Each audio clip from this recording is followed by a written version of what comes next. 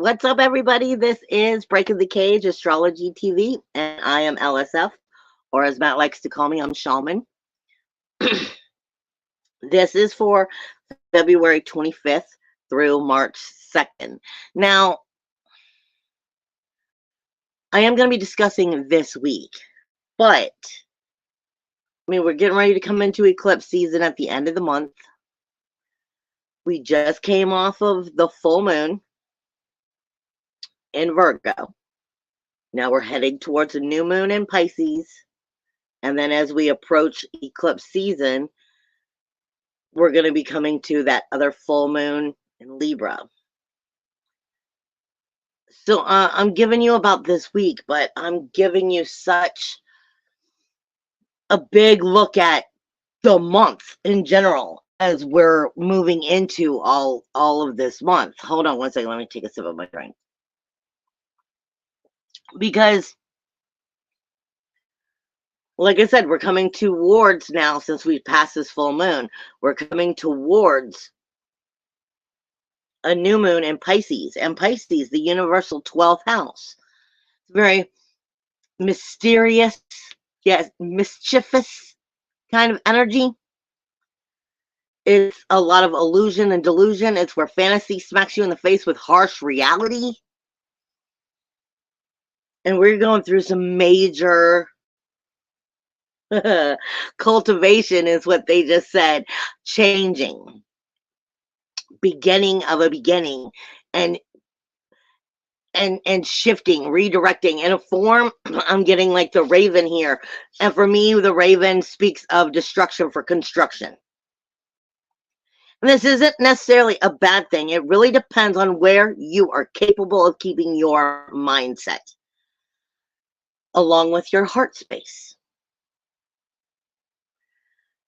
This next month, starting now with this week, and as we approach that new moon in Pisces next week, and there's a reason for it. I'm going to get into it more in a minute. But we are really starting to look at how soulfully connected are you. And I don't mean like in a form, I mean communicating with your higher mind. But I mean communicating and knowing thyself. Knowing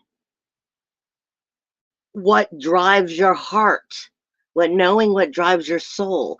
Knowing what vibrational frequency and space you want to be a part of, versus full on delusional, naive land. Because that's Pisces energy, guys. You still have the sun here. You still have Mercury here. You have Nessus here. You have Saturn here.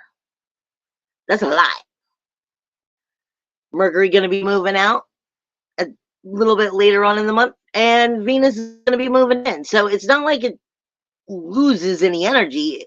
I mean, when the sun finally moves out, it'll be losing some energy, but that 12th house and that 11th house, right now, everything in astrology basically is basing off of Taurus, Pisces, Aquarius, and hitting hard with that 6th house of Virgo. It has a lot to do with your daily activities and your daily energy diet. Food related, yes, but also people, places, and things. What you are a part of, your activities. What are your daily routines? And how is this really generating a strong foundation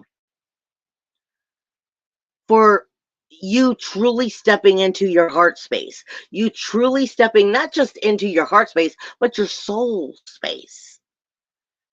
And really connecting with levels of yourself that are beyond your belief of comprehension, because we've never been there before. We don't know what this looks like.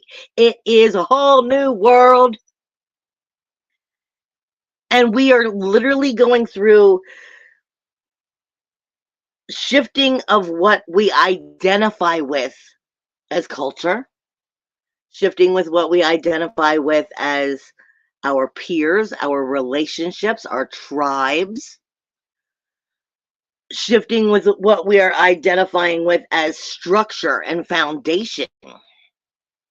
That's also society. How we pay our rules, how we pay our bills, what and how do we create our wellness? What are the relationships we truly have with ourselves as well as others? And what happened in the way we've done things before isn't working anymore. And we're going to start acknowledging that that's not working the same anymore, because the energy, you've got to understand, it's been solar flare, M flare, M flare, M flare, X flare, X flare, M flare, M flare, X flare, X flare. That is so much just coming at you with energy, trying to lift us up. But at the same time, it's bringing in some radiation. And at the same time, it has the ability to knock out, the grids as far as electronical and everything along that line. And some areas are having problems with them. So this is full circle, people. Full circle, and really, and for the last, 6 years, if you've been watching me, I've been saying over and over and over and over again, are you starting a new old cycle? Or are you starting a new cycle? How much of our denials, our deep, darkest depths, have we really faced off? We really come into balance with. It's not about curing ego so it doesn't exist, because no matter how much you go through an ego death, there's always going to be more ego death. It's just going higher up on that margin in vibrational frequencies to where those egos are less dense and less, for lack of better words, fucked up. Less jaded, less envious, less jealous, less malice. But there will always be ego, because that's the polarity of light and dark. And you are both. So we're really looking at just how much are you stepping into really examining your belief systems as to who you are as a character versus what your soul really desires, the excitement that we desire in our lives and in our being, versus, do you truly understand excitement? Is excitement leading you down that ego path and into things that are negative because there's just nosiness? Like conspiracy theories. I mean, the more we dig, the more we will always find. However, you can't just dig through this stuff 24 hours a day, or you're just digging into lower and lower and lower negative things. If you want to be a high vibrational person, you have to be able to step into that higher vibration. I'm not saying to just disagree and to allow the negative things to be, but I'm saying you can't. It's like I say all the time, guys. If you cannot control your inner chaos, you will never harness your full potential and power. If you allow all emotional indifferences to hijack your mind and to take your drive away and to redirect everything, then that's not the excitement that we're talking about here. I'm talking about the excitement that helps make you feel lifted up. The things that make you feel free. The things that make you want to continue to be part of this life and to acknowledge the excitement of life and to keep going with that, because we have to learn that our goals, our directions, our ways of building upon are now shifting. And they are definitely going to be shifting more towards the heart space. And I even started saying way back in like 2016, maybe it was. I can't remember. But I mean, way back then, when as soon as I started realizing Regulus was in Virgo, I started telling everybody, I was like, Virgo will never be the same. Virgo is detail, anal, retentive, detail-oriented, troubleshooting, anal retentive, pick it apart, finger pointer energy. But with Regulus there, that's more or less the heart of the lion. That's the heart of the soul, the heart of the sacred space in a form, moved into that 6th house of Virgo.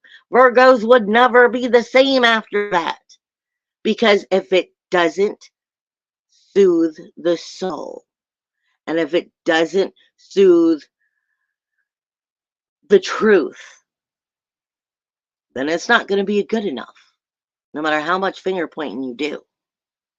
So make sure you're filling your fountain with water and healthy goodness, even more than you do the conspiracy, because it's important to know the truths, but it's more important to love you. Now, as I say that stuff, like I said, we are shifting. The energy is shifting. We're finding a new way, a new foundation to build, a new strength to build upon. We're learning how to do this. We've never done it from this perspective before. So it's odd for all of us. We are learning to expand our consciousness in ways that we're not completely fully understanding of it. This is why it matches the year of the dragon so well. But it's speaking to us of new directions, new ideas, new goals, new ways of accomplishing it, not following the old. But one of the big things about this month, and about why it's so important to know yourself and sit back and really take that meditation time, take that self-love time, that pampering time, that inner truth time, is because one of the asteroids that are in Pisces is Nessus. And a lot of astrologers don't talk about Nessus. Nessus ultimately is considered the curse, but it's also considered the ancestral healing. And this is going to take place right before that new moon next week.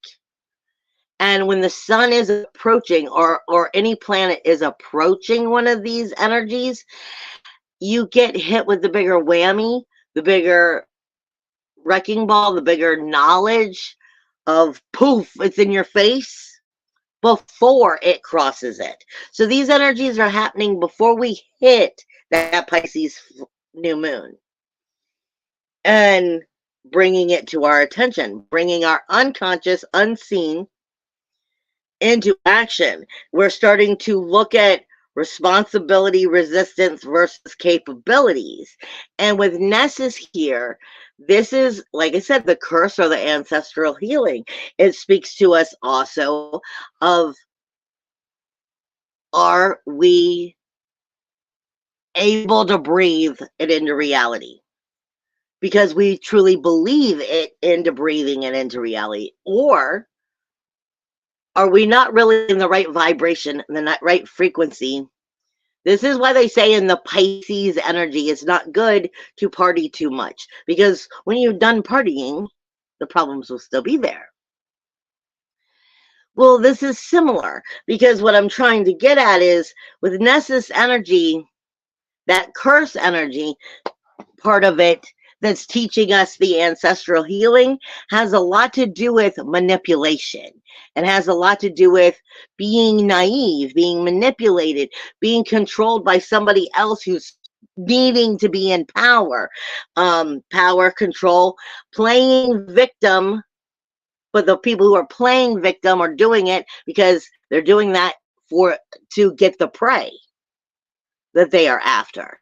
So this is saying, watch your heart space. Acknowledge when it's truly your heart space. And try to have that connection with your heart and soul, your higher self. You already know. I've said it a million times if you follow me. Sometimes I use the Pisces energy, that universal 12th house energy as, that's that good person who met somebody at the bar, brought them home because they needed help or any place. And then that was the person who robbed them blind. You can't always bring the stray dog home. Sometimes you have to know better. And this is about that manipulation versus, are you truly in your power? But you're still in your excitement, in your love. This has to do with ending a cycle and beginning new. The cultivation of the new beginning, of the new structure, of truly pulling away, peeling away like an onion, some of our deepest, darkest depths are coming out in other people. And sometimes showing us where we're not seeing our own. So this has a lot to do with responsibility, resistance, and capabilities as we move forward, because it has everything to do with how you structure what you're going to be structuring for for now on. I don't even mean you're learning how to do it and you're going to continue to get better with it. There is definitely some spontaneity in here connecting with that soul excitement. And make sure you're understanding what is that depth of soul excitement. And don't allow yourself to get, caught up in the negative thinking or the driven by something that is not actually helping you. Now, when I get into the blueprint, there's not much really changing, at least not until the planets start to cross out of Pisces, because there's so much in that upper area over in from pretty much from Aquarius down through Taurus. Everybody's on that side of the board for the most part, which is your ascension side on a universal scale. So this is all about going, we're putting you on the path, we're moving it along. And our manifestation and everything is changing because of this, which is a good thing. It's just understanding how to operate the changes. But again, let me get back to the blueprint. You have Chiron and the North Node, which basically are on the spinal cord. The spinal cord, I cannot say enough how important it is. The spinal cord connects to the zeal point, connects to the brain, and everything that's going on up here in your conversation with yourself, the way you view the world, how you're identifying it, how your brain is telling you to manifest and work. Then it is connecting directly to the spinal cord, your Chiron and your North Node, everything you need to learn in order to move forward, and where are you having problems healing. So that your thinking process is very important right now. It is tapped to that spinal cord, boom, and it goes down through all chakras of the body, even through the circulation of the veins and everything down to those lower chakras, all the way down to your feet, and then back up. So this has connection with everything, telling those chakras how to operate and what energies to hold on to and what energies to release. Then when we get into Taurus, you have Jupiter, which is on the neck nerves, which is still going to be connecting that directly with the zeal point, as well as the throat chakra. So it's connected with how you are interpreting the energies, higher or lower, how you're identifying literally with your eyes. It's like they say, when your eyes are more gritty and heavier, it's because you're seeing the world outside through more anxiety and worry. That's part of what is going into all of this going through the body. When we're looking at Uranus, it is literally on the octable. which is the zeal point. So it's your neck nerves. This is, again, your supernatural highway.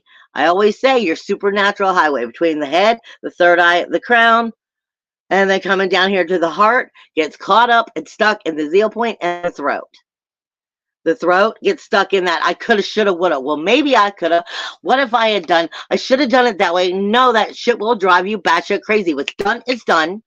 New moment, new day, new excitement, new thing. Do the best you can. Keep up. Stay in the now. Do not backtrack, but do not avoid. Address everything that it shows itself to you right now. Do not avoid. Address it. Continue. Move forward. Find a way, even when it's negative, to stay in the positive. And find a way to find that to be. It doesn't. You don't have to understand what it is. In one form or another, it's going to be your higher self knows what to do with that. It will turn it into something good if you'll give it to it. So it's the way you're identifying with the world, the way you're seeing the world, the way your brain is actually activating it and sending it into all of the chakras, because you're directly going into the spinal cord. Then you have Vista. Again, I've been telling you, Vista is on the upper arms, which is technically, the arms speak of frustration and anger. And then it's a dual point. It's Gemini, which is yin yang, two of everything. So it's coming inwards, and it's addressing the heart in general. And this is the sacred keys.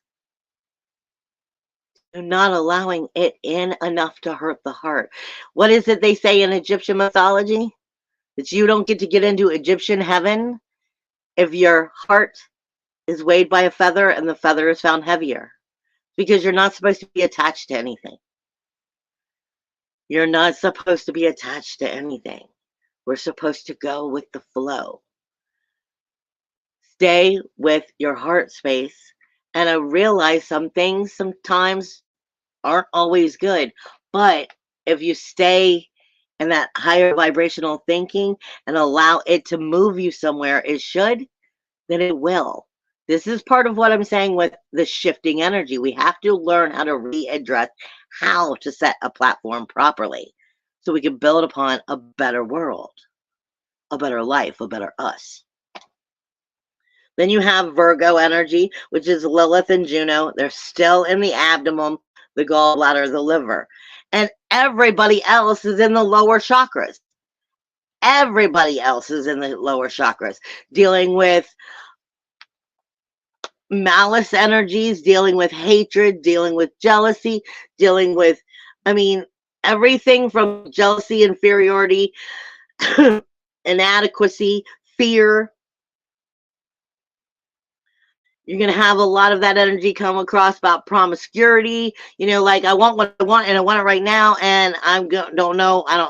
The lust for something, and not necessarily sexual, but lust for things and happening to get it is what you're going to see out of some of these people.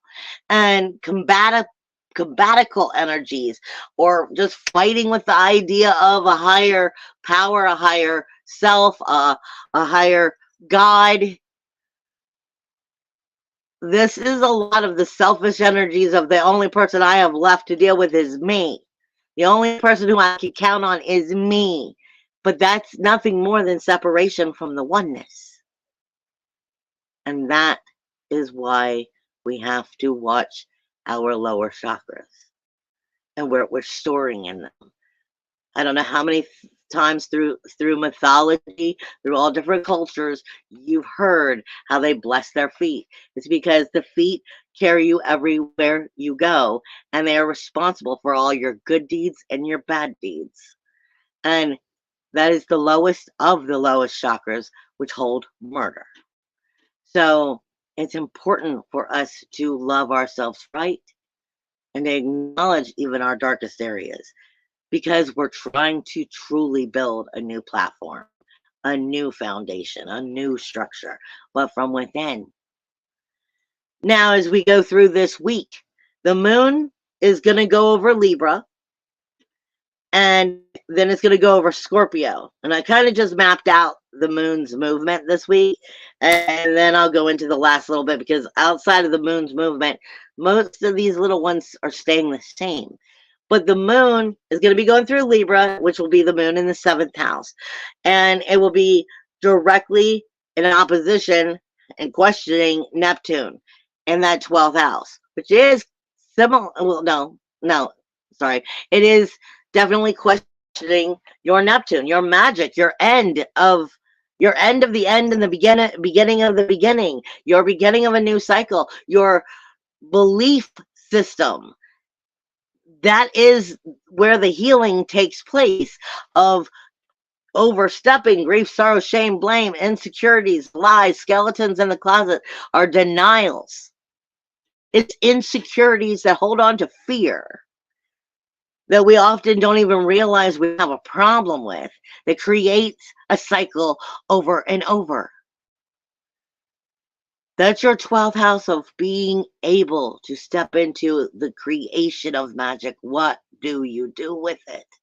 And it is speaking to your 7th house, your relationship zone with yourself and your peers. But it's getting along great with Pluto, which then is getting along great with the North Node and Chiron. So where it is in relationship questioning everybody outside of you, it's telling you if you believe in the changes you're moving towards and the excitement of the soul person that you're acknowledging and learning to find from within, then it's telling you to step that out into the world, show that into the world, and breathe that back into your character and go with that, because there's never going to be something wrong with that.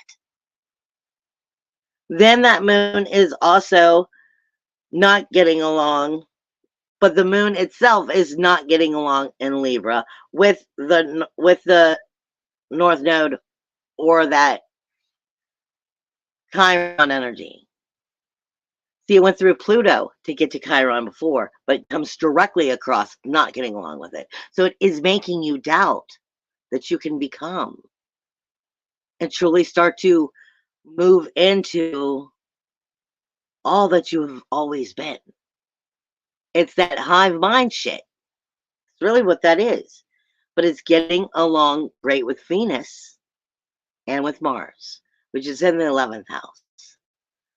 Meaning there's going to be sensitivity here, yin and yang here.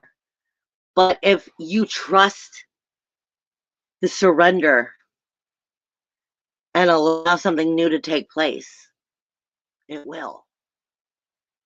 But it's not going to be comfortable. But growing out of our comfort zones never are. Then as the moon moves into Scorpio on the I was telling myself, as the moon moves into Scorpio, that's the 8th house. And this is on the 29th.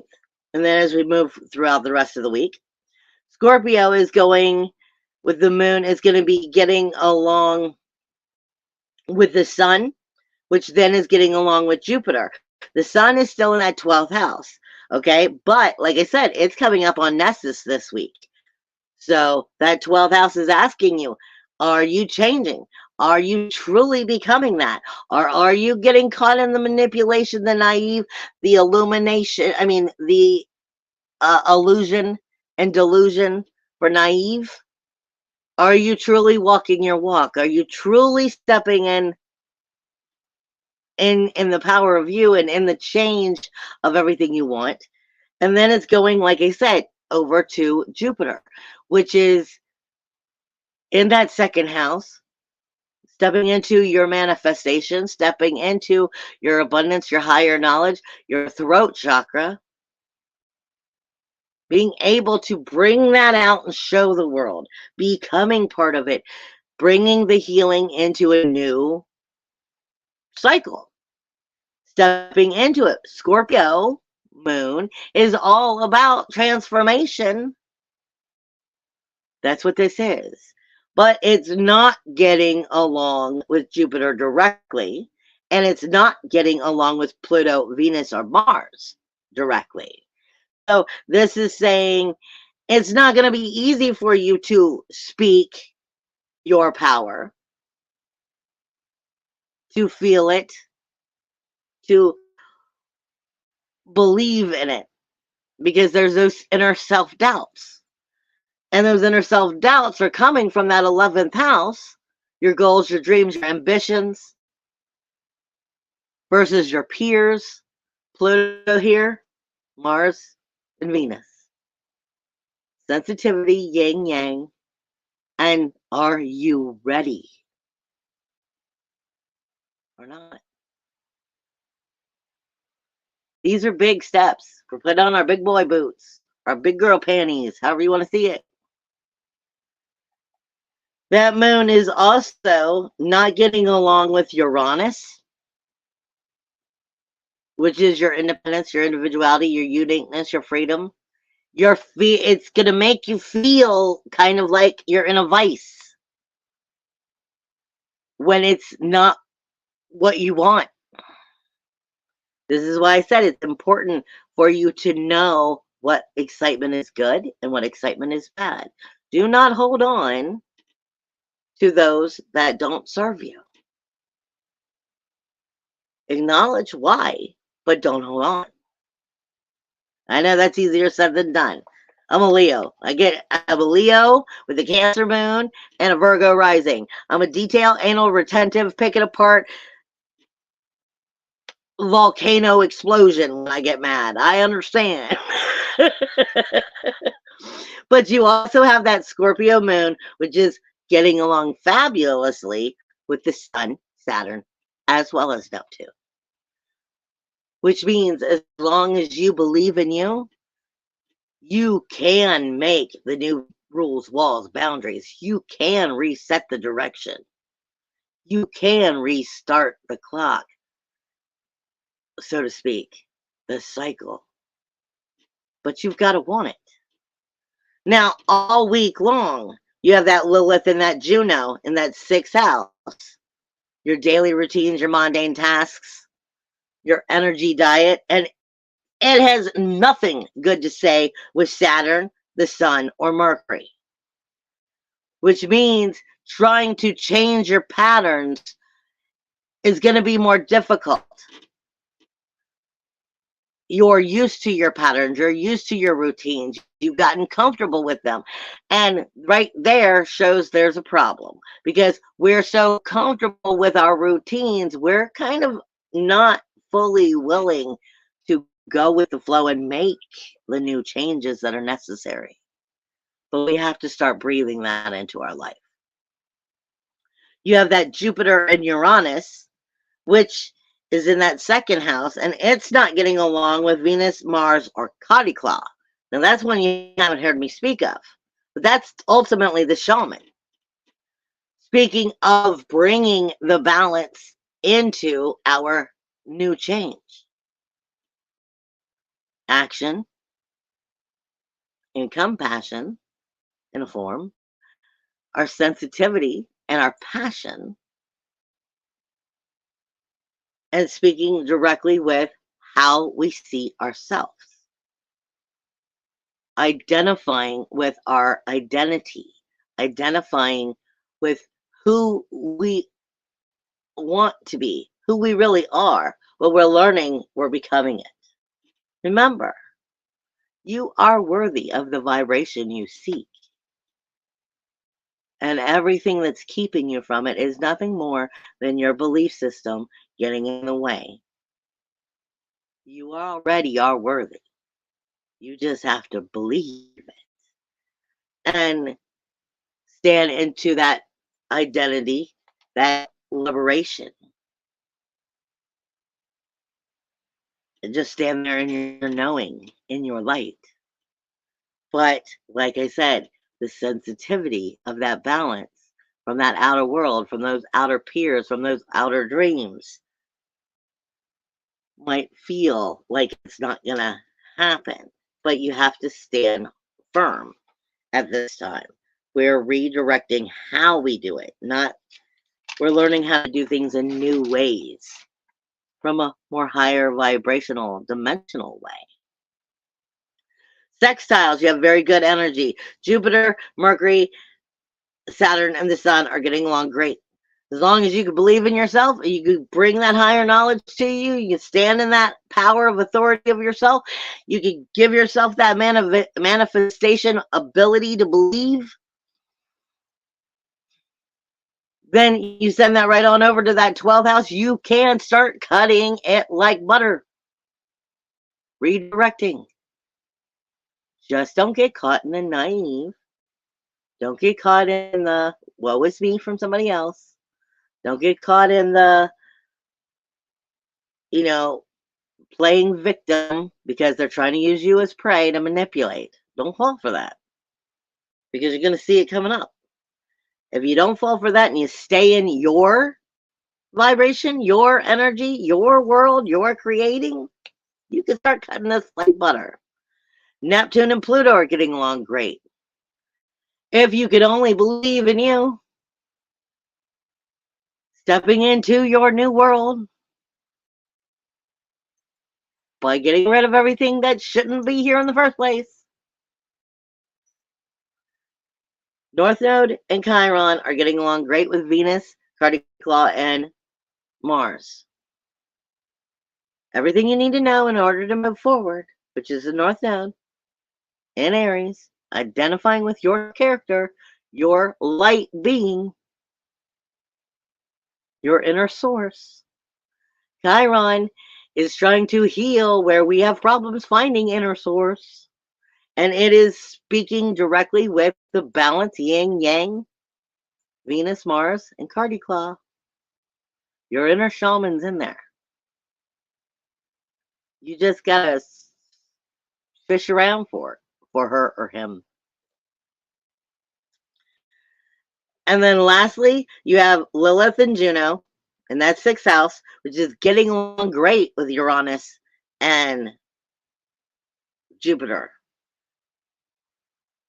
If you can identify with your manifestation, your self-worth, self-value, self-esteem, then you can start redirecting according to that your directions of your routines.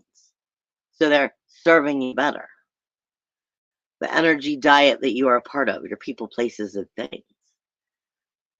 As well as the South Node, which we'll have in the 7th house, the moon move through it as we come through the end of the week, is getting along better or very well with Mars and Venus and Cardi-Claw as well in that 11th house. This has everything to do with the relationship you have with yourself, the relationship you have with others, and then what are you trying to build? Is your team members, is your tribe really your tribe? And are you really the character you think you are? Or are you still learning there's so much more to who I am? So let me experience. Let me try. I love you guys. I will see you next week. Bye.